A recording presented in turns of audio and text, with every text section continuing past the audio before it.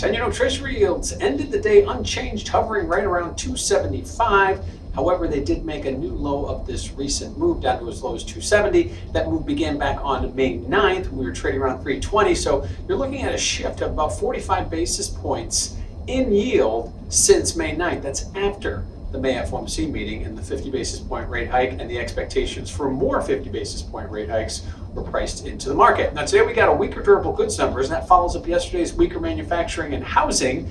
Likewise, the GDP now figure, which comes out from the Atlanta Fed, was marked back below 2%. So second quarter GDP now, expectations are back below 2%.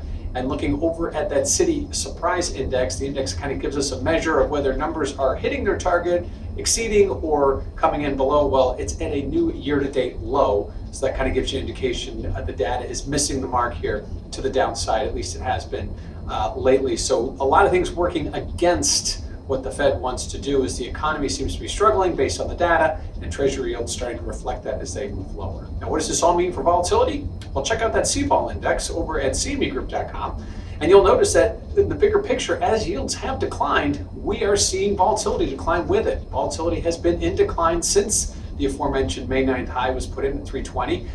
We have seen a few days where yields have moved higher and vol has moved lower, but ultimately on a macro scale, we've seen a moving lower of volatility as these yields have been moving lower. That relationship has remained in place. Lastly, what do we have the rest of the week? Well, Thursday we have the claims number, or in the moment look at the job market. Expecting those claims to come in around 215,000 new filings last week. That's higher than the Fed would like. Likewise, we'll get the first revision to the first quarter GDP, which recall came in negative.